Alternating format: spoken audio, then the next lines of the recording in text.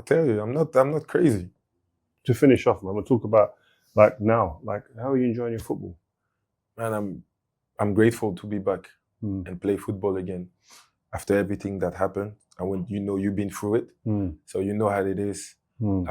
It's totally different. I see football totally different. I enjoy myself. I want to enjoy. And I want to now arrive at Monaco as a young team. So I came also as one of the oldest of the team, with the experience to help also the team and also to enjoy myself. You know, because you miss a lot of football. You know, we have goals. Obviously, everybody has goals when you play. But the first goal that I have, and the most important, is to enjoy. To enjoy. And I really love it. I really love it. Because you forget that before you played, you was all serious. I got this. I got to do that. I got this. No, again, I've seen you a few times. You just look relaxed, man. You look like you're just content, and you just. There's no what we're gonna change. We cannot change the past. It's gone. You can only live the moment. And I know I've been out for 2 years. I've been watching the games on TV. I've been staying at Juventus in Italy, and I wasn't even allowed to go inside. I was watching the stadium like this every day with my kids telling me, "Papi, when you gonna go to the game?" So I say soon. You know, stuff like that. Was you not allowed to go to the stadium? No. Was you allowed to train? No. That with me was one of the biggest things. I wasn't allowed to play training matches. I was allowed to train, but I wasn't allowed to play training matches to stay sharp, to keep my eye, to be ready for when to come back. I wasn't even allowed in training. To go there, I had to train in my house or find somewhere to train. Is it normal? Yes, I don't know. But listen, there's similarities between us. I mean, like there's not a question of us taking drugs to enhance our performance, but people just question me, you, and even now, like I didn't take nothing, and I wasn't convicted of taking any drugs to try and enhance performance like yourself.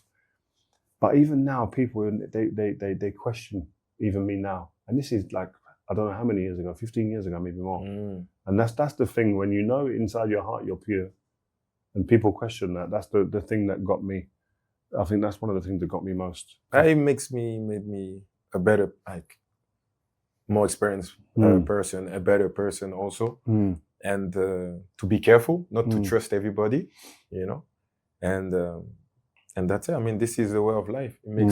This is part of my story. What's been one of the biggest personal challenges that you faced? Because you've been well documented in some of the stuff that's gone on with you, family, the drug stuff, obviously. You know what it is? I think it's the football, the family. Family, you have differences, and it's always going to be a family. You know, that was tough, but to be out of like football and the way that I was out, you know, like when people really change, you know, they hear something and they don't want to know the real story because they read only the newspaper. They see, oh, this doping, positive, testosterone. They don't want to know the real story. So they just read that and that's it. And they have this, they put this in their head. Did you lose a lot of friends in this time? Did you realize about people who Friends. Or people you thought were friends? Yeah, friends is a big word. You have to understand what, like, friends, who is a friend. You know, you call people friends, you call people brothers and stuff like that. Yeah. It's life, man. It's life. At the end, you're not going to be like, feel sorry. You know, you're not going to feel sorry for yourself. Say, oh, friends, because this is the way it is. This is life. When you shine, everybody is there. You're honey. All the bees wants to be around the honey. It's normal. When there's no more honey and like people talk about you, I mean, people don't want to be near you, you know? And unfortunately, it's like that. How important is your mum? Because I mean, when I saw you last time, your mum was in the car. I think she's been there in the big moments, the good, the bad, the ugly. How important is your mum? My mom, she's the pillar of the family. She's always there. You only have one mom, you know. I lost my dad. So obviously, for her to hear all these stories, it was tough for her, really tough. But You know, she was always there, and be a mother. You know, she was there and giving me strength. My family giving me strength. My wife, my kids, seeing them helped me a lot also. And obviously, as you know, as a Muslim, the religion helped me a lot to go through all this.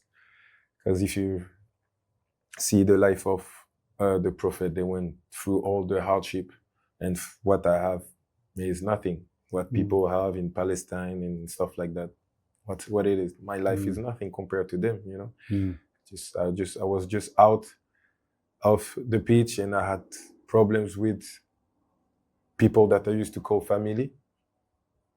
That I could eat every day, I could go to Dubai, I could travel. You know, it's nothing. You know, compared to all those, it's nothing. So you have to be grateful for what you have, and you learn from all those hardship. The last thing on your mum, I think, is one of the things that I looked at when I looked at it from afar of the situation, especially with your family, is for your mum to be in the middle of two people she loves. And look, to make it short, she gained weight and she lose weight. That's how difficult it was. Because, you know, when brothers argue and stuff like that, the first person that is touched is the parents, you know. So it was difficult for my mother, obviously, and you have to be there for her, you know. Like life goes fast, and we know that maybe I made a mistake also myself. My brother knew he made some mistakes, but at the end, it's our mother, and we have to make her happy. 100%.